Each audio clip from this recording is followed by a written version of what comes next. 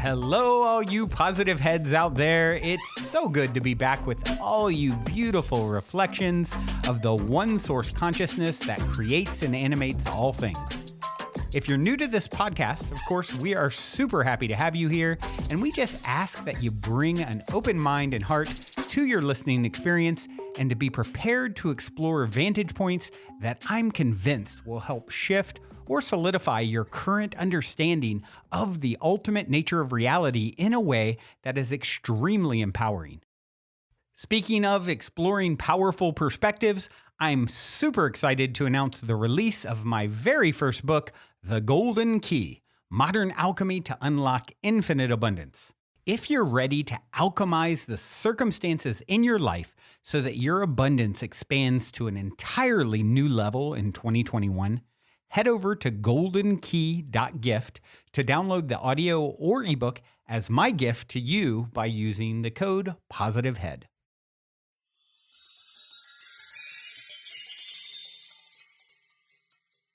All right, all you positive heads, welcome, welcome. Here we grow again.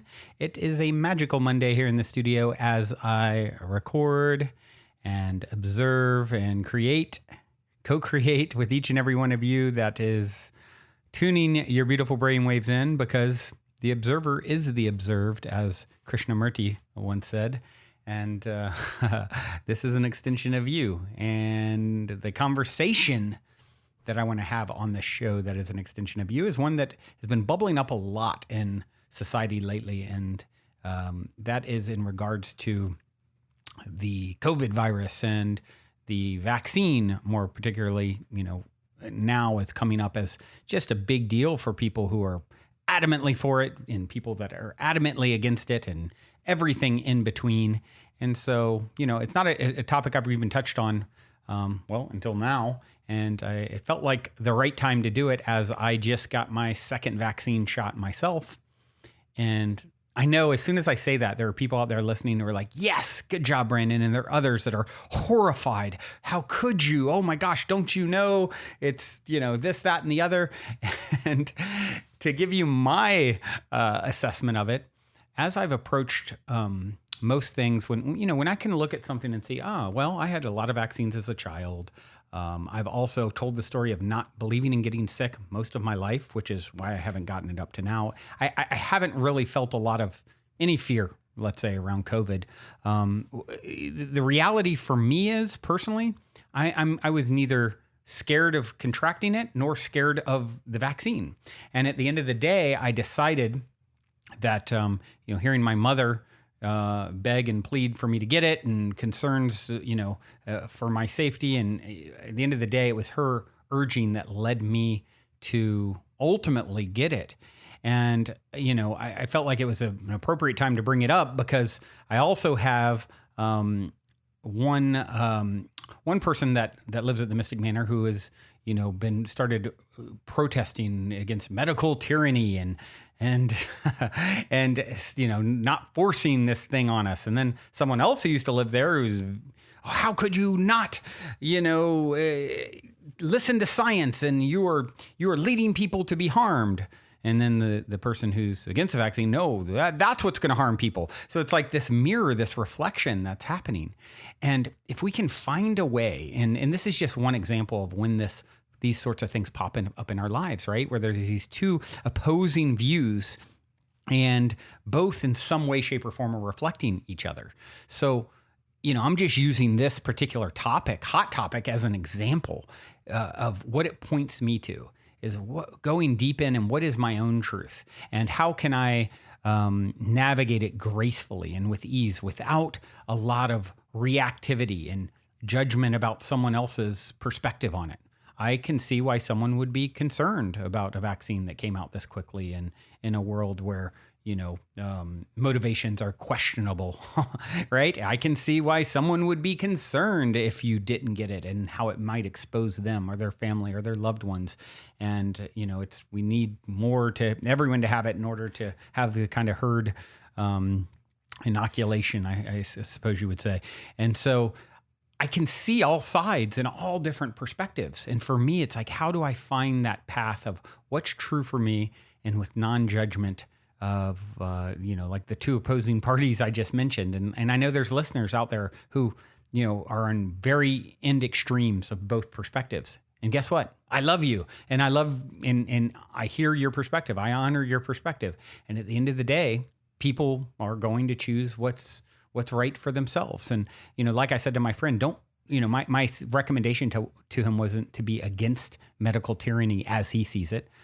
Be for medical freedom, if that's, be for something and against nothing.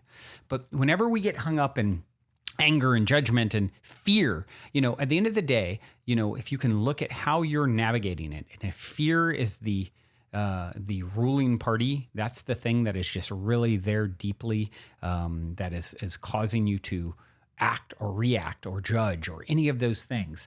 I think that's something we really need to take a close look at and say, if I'm operating from fear, then perhaps my basis is off. And if you can learn, to trust the process. Yes, it doesn't mean that, fear never is going to come up or that, something challenging isn't going to come up. But if you can find peace in the journey and really look into yourself and say, okay, what's right for me? And what's right for me might be different than what's right for someone else.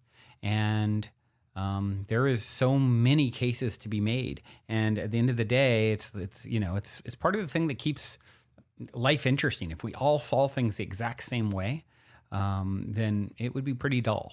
So I just, implore everyone to find their own truth and to let go of judgment at someone else, pointed at someone else around whatever their particular choice is.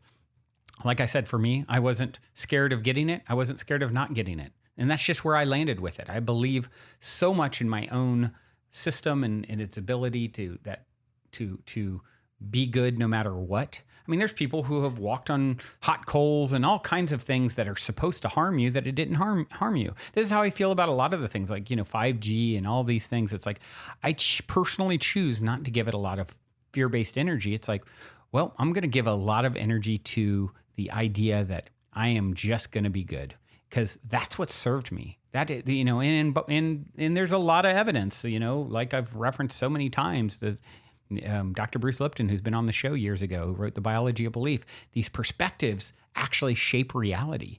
And if we can become that graceful person who is observing, the unmoved mover, the observer watching what others are doing, we can bring peace to, we can bring our perspective. If you feel strongly one way or another, hey, bring your perspective, but do your best to remove fear from it.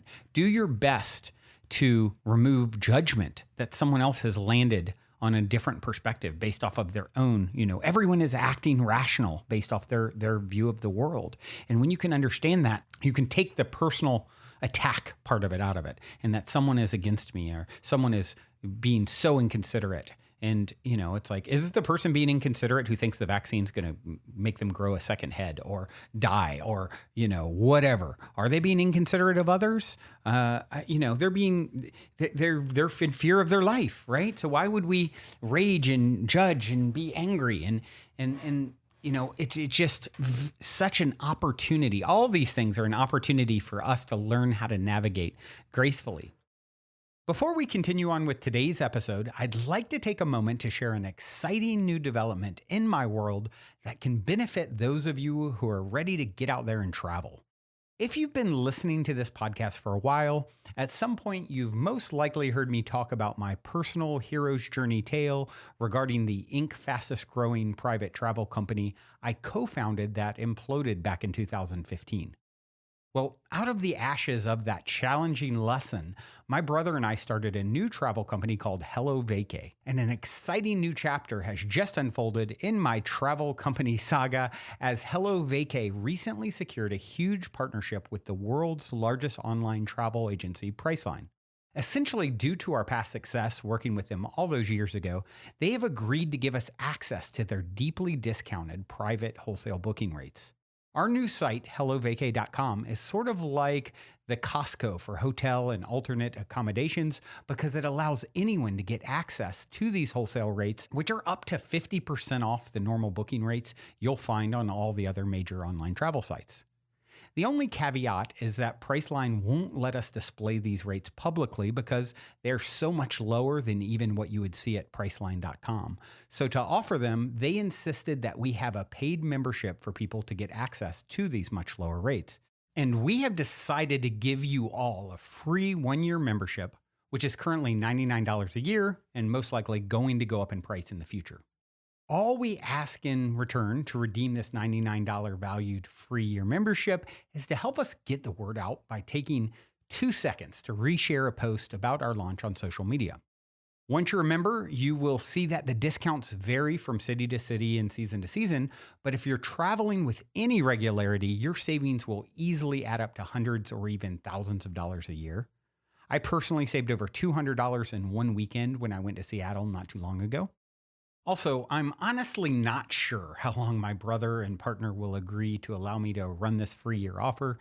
He's already changed it a few times on me, so if you plan to travel at all in the coming year, be sure to go to hellovacay.com/free year where you can easily reshare our launch post and then sign up to take advantage and get free access to wholesale travel booking rates while we're still offering it. That's spelled HELLOVACAY.com/free year. Journey well, everyone.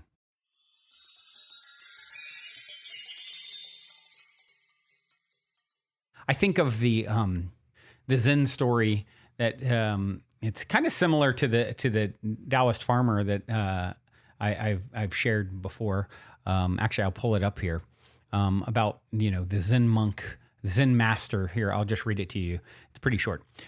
This story is about Zen master Hakun and often referred to as, "Is that so?" The Zen master lived in a town in Japan and was held in high regard by many people for his teachings. Then one day, a girl in the village became pregnant. Her parents were not very happy and wanted to know who the father was. The daughter indicated that Hakun was the father. The parents went to the Zen master to let him know, and he replied, "Is that so?" Subsequently, he lost his reputation as it spread throughout the town. This did not trouble him. When the child was born, the parents brought the child to Hakun and told him to look after him. The Zen master took loving care of the child, and a year later, the mother of the child could not take it any longer and told the truth to her parents. The parents went to Hakun and confessed that he was not the father. "Is that so?"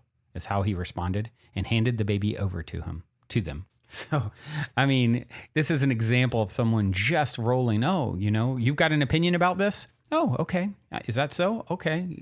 Oh, you're mad at me for my own perspective? Oh, okay. How do I just roll with sort of what's happening and relax about what's happening, not be overly attached to my own story? I can share it. And for me, sharing my story without a lot of passion has definitely been a lifelong work without sharing too much fire with it, And I know there's so much fire happening around this particular story, this particular event. And I have a feeling it's going to probably continue, right? It's going to continue to escalate. And just, the most important thing is that you maintain a state of inner peace, a state of inner trust. Like the key in the book, in my book, The Golden Key, one of the keys is trust the mystery, just trusting the process.